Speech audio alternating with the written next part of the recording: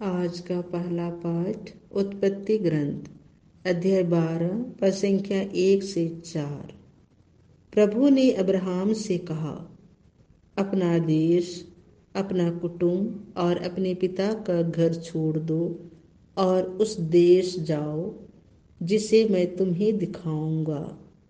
मैं तुम्हारे द्वारा एक महान राष्ट्र उत्पन्न करूंगा, तुम्हें आशीर्वाद दूंगा और तुम्हारा नाम इतना महान बनाऊंगा कि वह कल्याण का स्रोत बन जाएगा।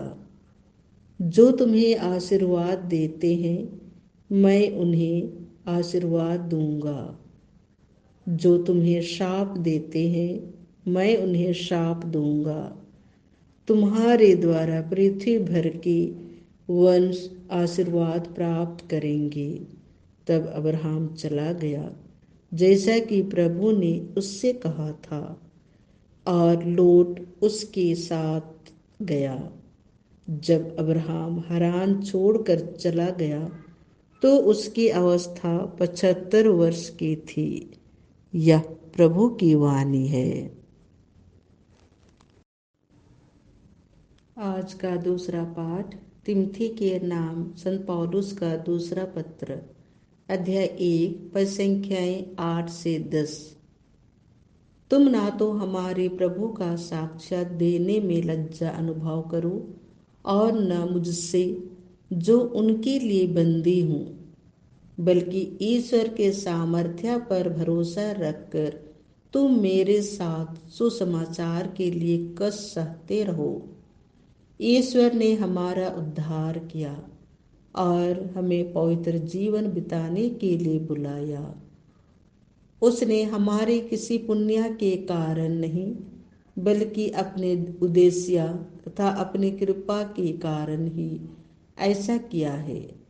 वह कृपा आनंदी काल से ईसा मसीह द्वारा हमें प्राप्त थी, किंतु अब वह हमारे मुक्तिदाता ईसा मसीह के आगमन से प्रकट हुई।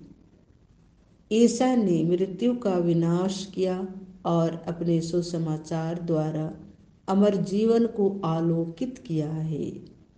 यह प्रभु की वाणी है। संत मत्ती के अनुसार पवित्र सुसमाचार अध्याय 17 पद संख्या 1 से 9। 6 दिन बाद ईसा ने पेतरुस, याकूब और उसके भाई योहन को अपने साथ ले लिया और वह उन्हें एक ऊंचे पहाड़ पर एकांत में ले चले। उनके सामने ही ईसा का रूपांतरण हो गया। उनका मुखमंडल सूर्य की तरह दमक उठा और उनके वस्त्र प्रकाश के समान उज्जवल हो गए। शिष्यों को मूसा और इलियस उनके साथ बातचीत करते दिखाई दिए। तब पेतरुस ने ईसा से कहा, प्रभु, यहाँ होना हमारे लिए कितना अच्छा है। आप चाहे तो मैं यहाँ 3 तंबू खड़ा कर दूंगा, एक आपके लिए, एक मूसा और एक इलियस के लिए।